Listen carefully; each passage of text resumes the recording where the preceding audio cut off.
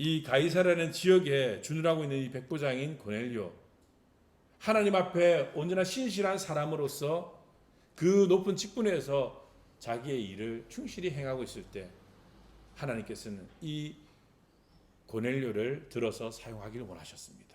근데 여기에 장애물이 있었던 거예요. 고넬료와 베드로의 신분 차이가 있었던 거예요. 서로 만날 수 없는 그런 관계였다는 거예요.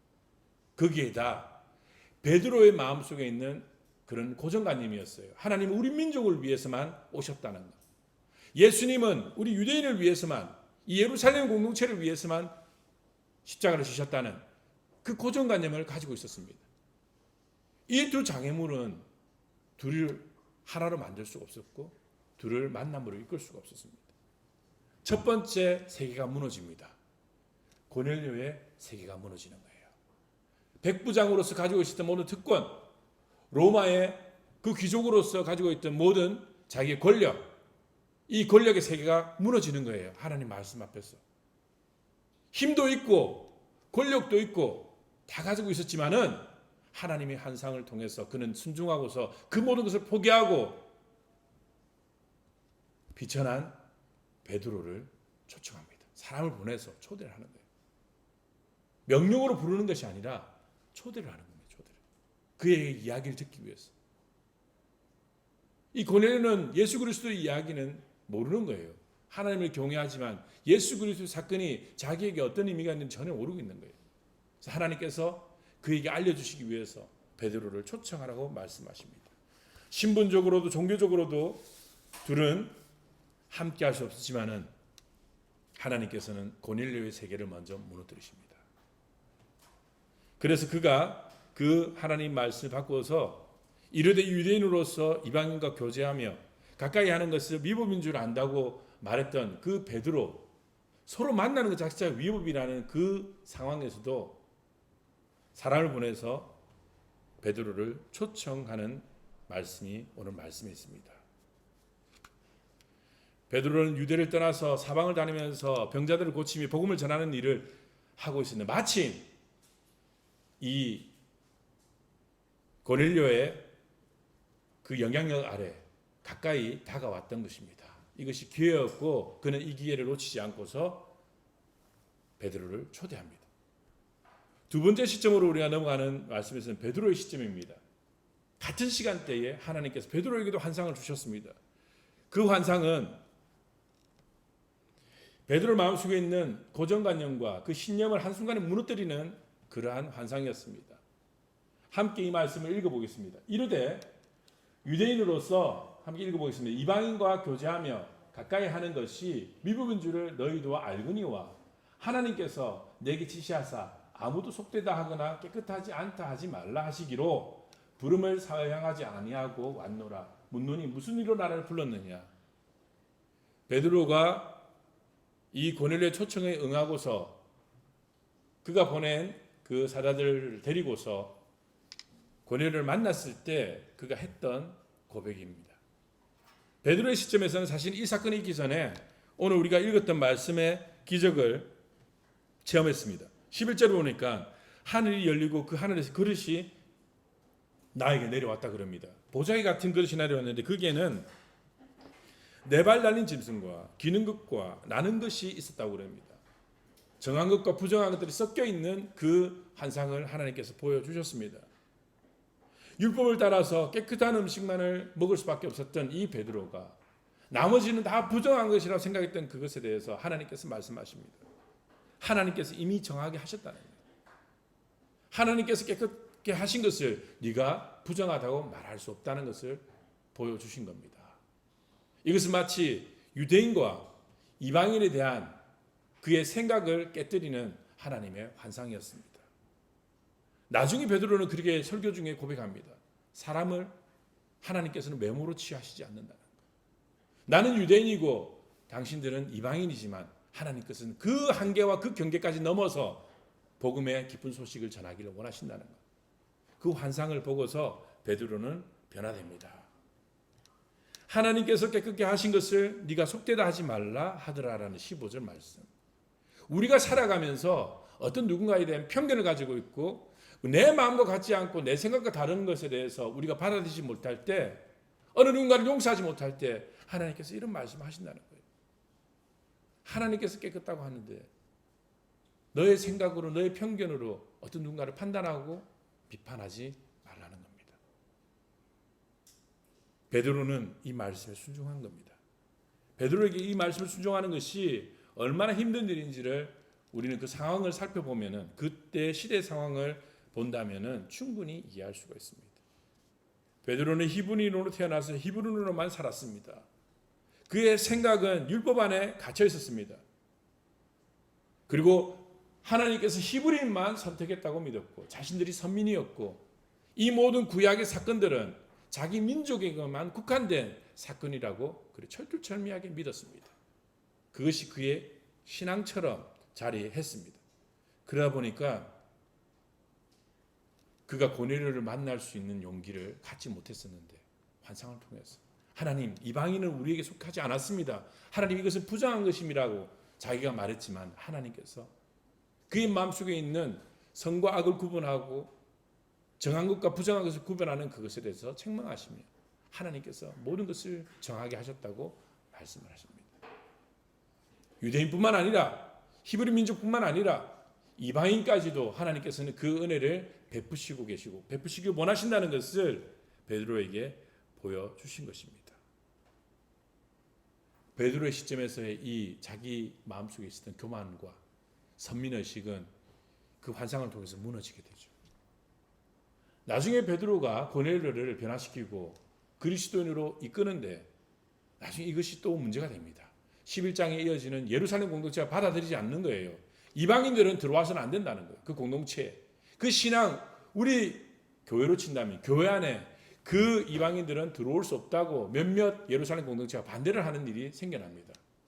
그만큼 함께 할 수 없는 관계라는 거예요. 그런데 오늘 거기에 가장 수제자로 있었던, 가장 권위 있던 이 베드로가 먼저 깨어진 겁니다. 받아들이는 거예요. 같은 동료로 받아들이는 거예요. 같은 형제와 자매로 받아들이는 겁니다. 그리고서 이들의 만남이 이루어집니다. 만남의 기적이 일어납니다. 25절을 함께 찾아서 우리가 읽어보겠습니다. 25절. 이튿날 가이사랴에 들어가더니 고넬료가 그의 친척과 가까운 친구들을 모아 기다리더니, 자기가 아는 모든 지인들을 다 모아놓은 거예요. 그 소식을 듣기 위해서. 하나님께서 자신에게 무슨 이야기를 하시기 위해서 환상을 보여주셨는지, 왜 베드로라는 사람을 자기에게 초대하셨는지, 거기에 대한 기대를 가지고서 자기 지인들을 다 모아놓은 겁니다. 베드로가 무슨 이야기를 하는지. 베드로도 굉장히 부담스러운 자리입니다. 같이 만날 수 없는 사람들 앞에서 전할 수 없는 복음을 전해야 하는 그런 상황이었습니다.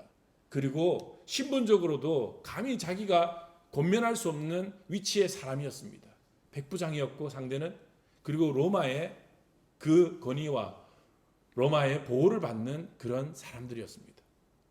그 기에 자기는 식민지 백성으로서 낮은 어부라는 가장 비천한 직업을 가지고 있는 사람이었습니다. 그는 마음에 부담이 되었던지 이런 말씀을 하죠. 유대인과 당신과 우리 유대인과의 이 관계는, 이 만남은 위법한 거다. 법적으로 맞지 않다. 하지만은 하나님께서 나에게 환상을 보여주셨고, 그리고 하나님 부르심에 따라서 내가 와서 내가 전하고자 하는, 또 하나님께서 나의 입을 빌어서 말씀하시는 것을 내가 전한다라고 이야기하고 있습니다. 부름을 사양하지 않고 왔다고 말합니다. 원래는 하나님께서 개입하지 않았다면, 하나님께서 환상을 통해서 깨닫게 안 해주셨다면 내가 이 자리에 올 수 없다. 사양할 수밖에 없었지만은 하나님께서 나에게 환상을 보여주셨고 하나님께서 내게 명령하셨기 때문에 사양하지 않고 나에게 여기 왔다는 거예요. 그리고서 말을 떼면서 하나님 말씀을 전가하십니다. 하나님께서 메모를 보지 않으신다. 자기가 경험했던, 나는 메모를 보고 혈통을 보고 전통을 보고 사람을 판단하고 하나님 복음이 우리 민족에게만 임했다고 믿었는데, 하나님 그 얄팍한 생각을, 그 갇혀있는 생각을 깨워주셔서 이방인에게도 하나님 복음이 전해지고 있다는 것. 전혀 다른 민족에게도 하나님은 긍휼을 가지시고 예수 그리스도 놀라운 기적이 뻗쳐가고 있다는 것을 자기가 깨닫고 예수가 어떤 분이신지를 그 고넬료와 모였던 모든 지인들에게 증거하게 됩니다. 그랬더니 어떤 기적이 일어납니까? 성경 한번 찾아보세요. 47절에 어떤 기적이 일어납니까? 47절에 한번 찾아보겠습니다.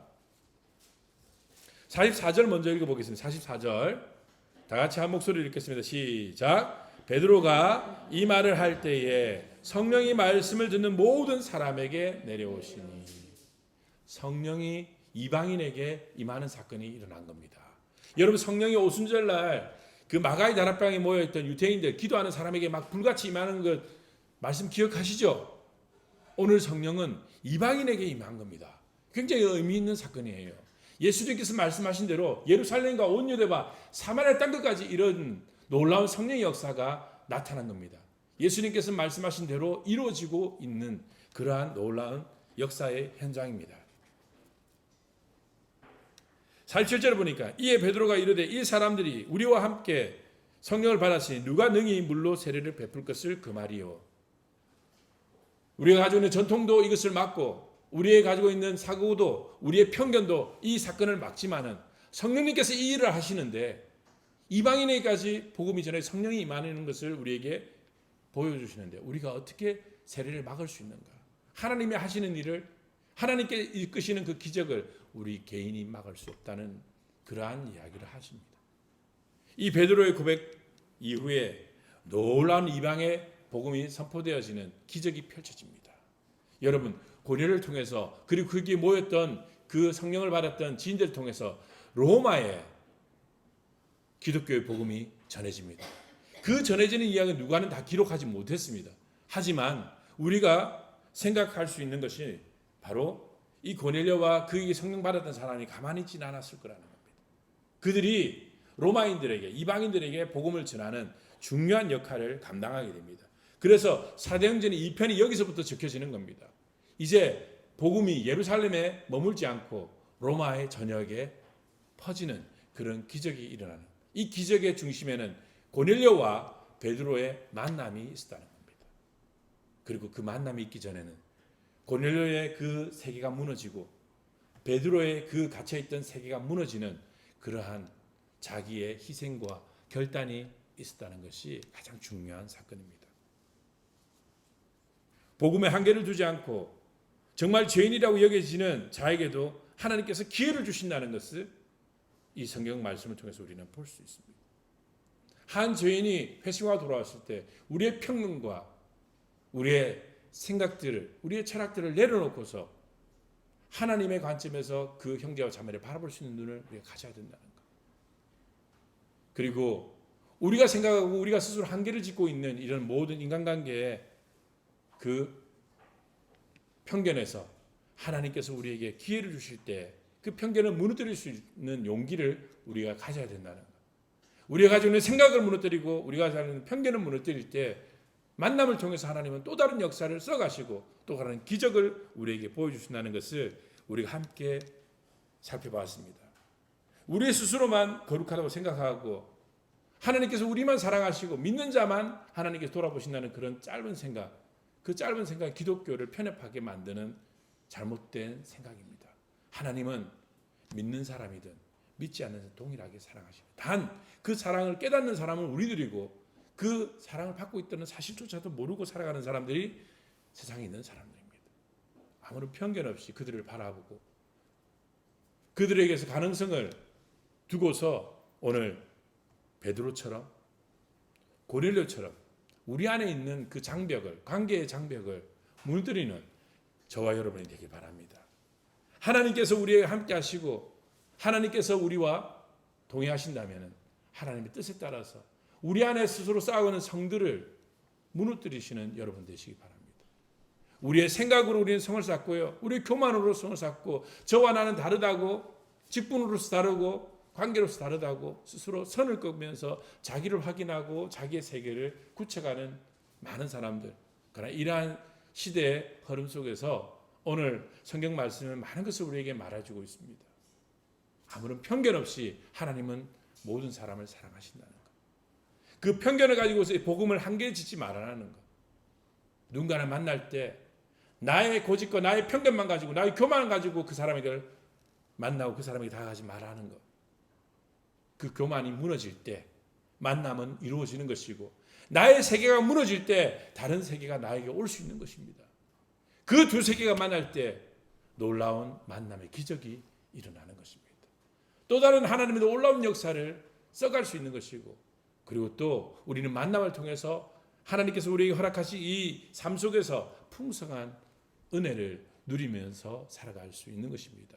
관계와 만남이 고통과 아픔이 아니라 나의 세계를 무너뜨리고 나의 모든 아집이 깨어질 그때 이 만남은 우리에게 행복이 되고 만남은 우리의 삶을 채워주는 놀라운 하나님의 축복이 될 것입니다. 하나님께서 채우시는 이 만남의 축복과 기적을 체험하시면서 늘 만남 안에서 풍성한 하나님의 기적을 써나가시는 여러분 되시기를 축원드립니다. 함께 기도하겠습니다.